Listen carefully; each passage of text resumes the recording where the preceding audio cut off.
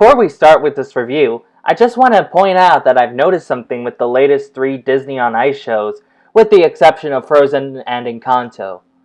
All of them start with a character that isn't Mickey Mouse. In Search Party, Tinkerbell is the first Disney character to take the ice, and in Road Trip Adventures, Mary Poppins is the first to take the ice.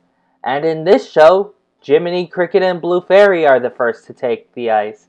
That's a pattern that I like, and I hope it continues in future shows. Anyways, 100 years of the Walt Disney Company. This celebration has been the biggest mess of a celebration, and no one can tell me otherwise.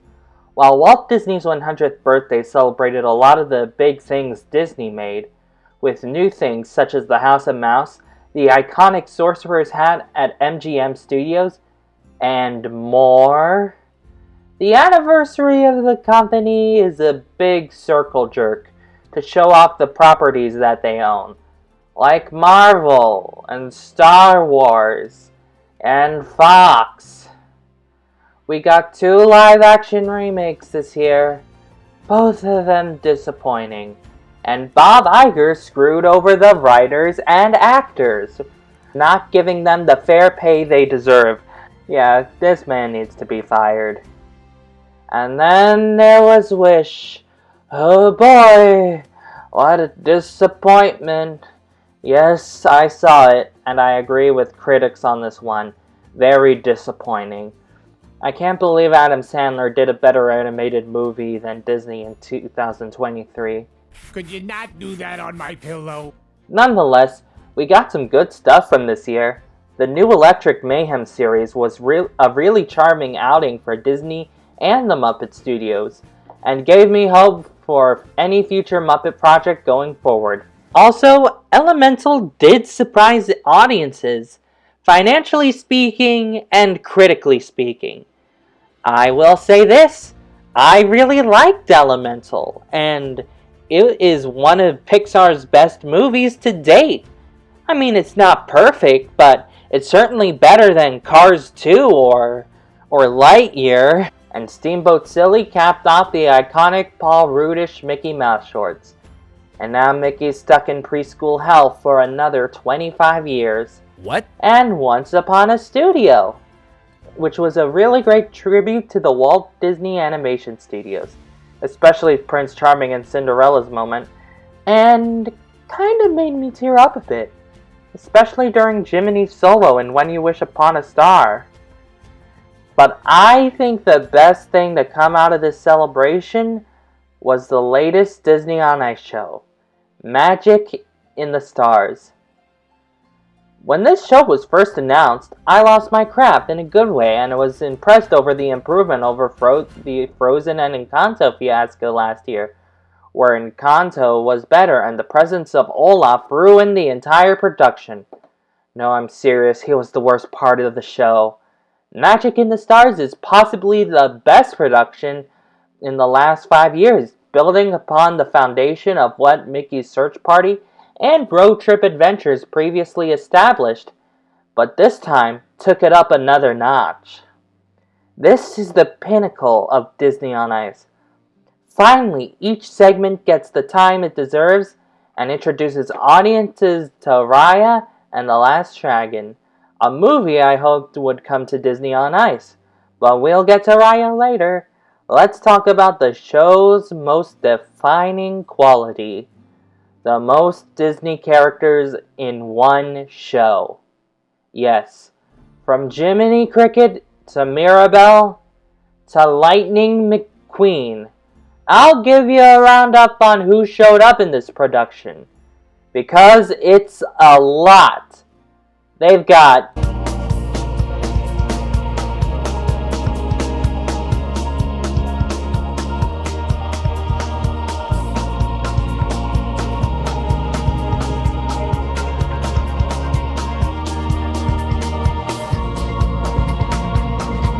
Jafar!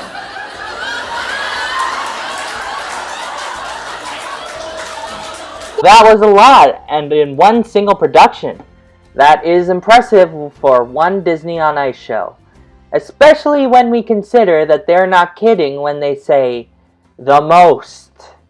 This is honestly much better compared to shows like Mickey's Search Party, where there's a minimal amount of story characters, but everyone appears in the finale.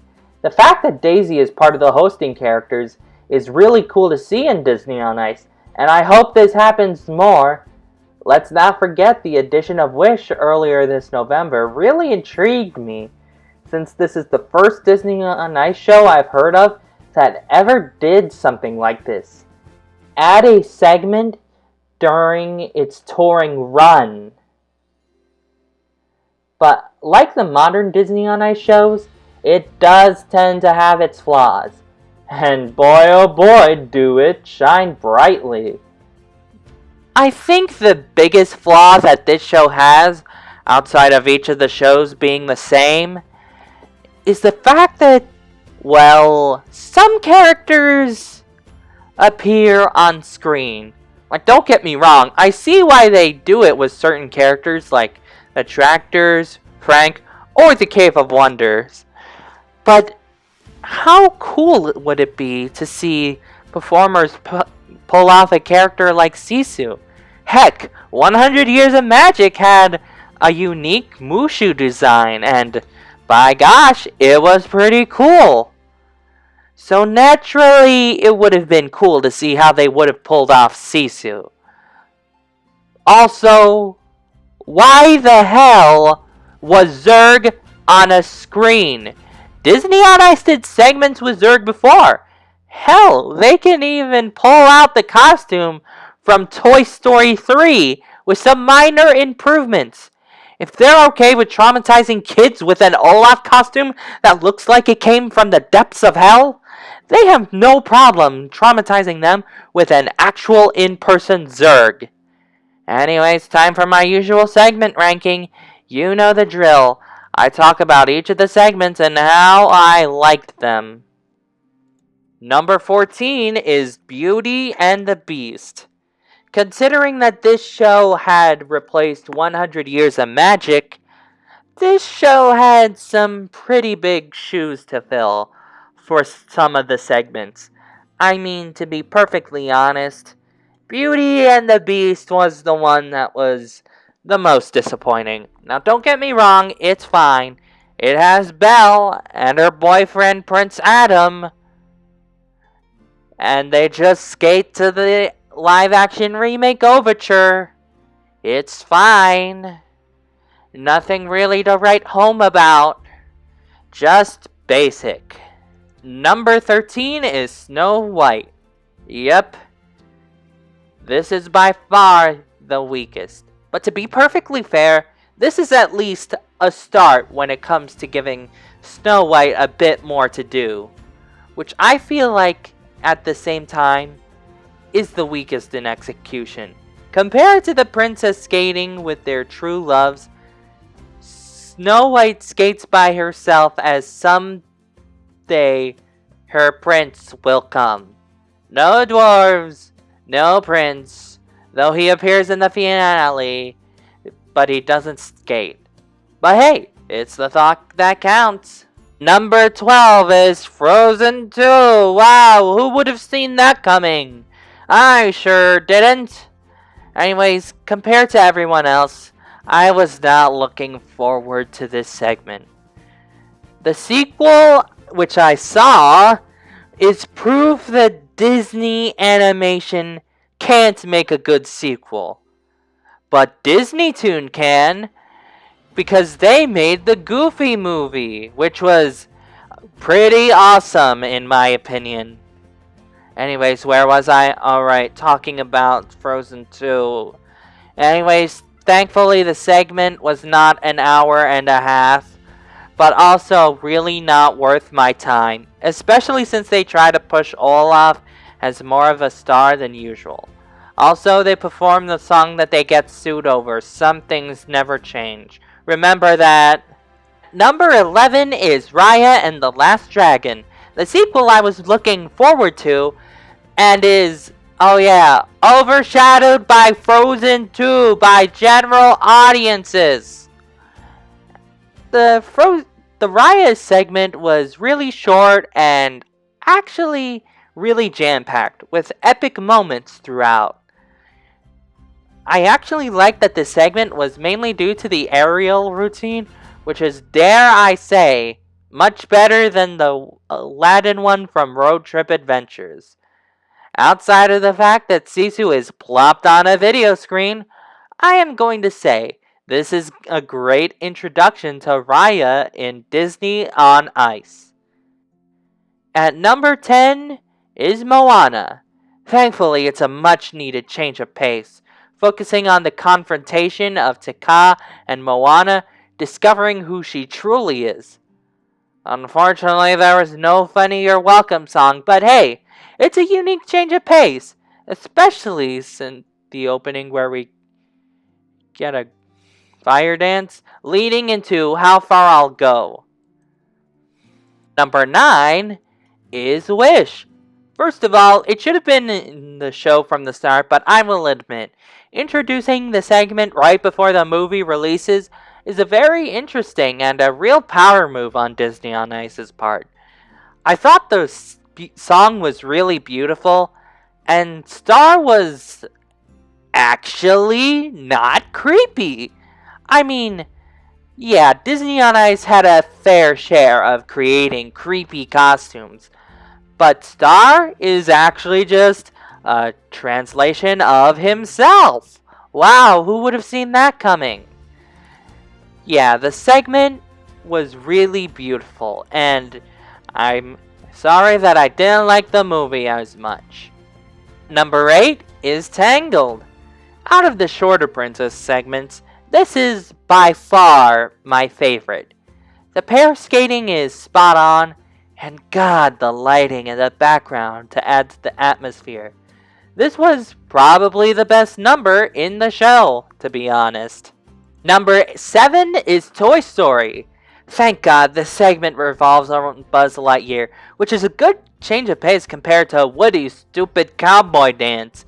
And Buzz's showdown with Zurg was really fun. Outside of Zurg not appearing in person, this was still a fun segment. And I'm at least glad the Toy Story segments at least have a staple in the show. And it was great to see not only Rex and Han, but also some of the Green Army men. A solid tribute to the original 100 Years of Magic, which they did appear. Number 6 is Aladdin. First of all, it was really great to see Jafar in a show again, especially after watching the parody masterpiece, Twisted, The Tale of a Royal Vizier. The fact that they managed to pay tribute to the former 100 Years of Magic routine, which ended in April of last year, was really touching to see. The multiple genies was such a treat to see, and the magic transformation of Aladdin into Prince Aladdin was really epic. I will say this, I don't like the new remixes as much as any of the people at Feld do, but they're fine. They're fine, I guess. Moving on, number 5 is Cinderella. The longest of the mini segments for the princesses. The fact that we got more characters such as the stepsisters and the wicked stepmothers is great to see. Plus, the dress transformations are really incredible. Also, the A Dream is a Wish Your Heart Makes performance is absolutely beautifully done. Music is scored beautifully, and the routine is beautifully choreographed. Number 4 is Princess and the Frog. Finally, a good Princess and the Frog segment. That's what we've been waiting for. To be honest, the Princess and the Frog segments had lacked, in my opinion. Mostly just because it's usually just one song, and that one particular song, Down in New Orleans, was the one song done over and over and over. However, this segment is actually kind of decent, not gonna lie. Granted, Tiana is one of my favorite princesses, and Almost There was a nice change of pace compared to doing Down in New Orleans for the 8 billionth time, hoping this becomes the standard instead of stuff like Dream Big, The current version, not the original version. Number 4 is Encanto. It may be short, but I think it does what it needed to do, and not gonna lie, is a bit self-aware as well, with Bruno aware of the townspeople singing about what a little rascal he is and the popularity of it. It's great to see Encanto brought to life this way. I know I said I would love for them to do a full ice show adaptation, and I'm not alone on that.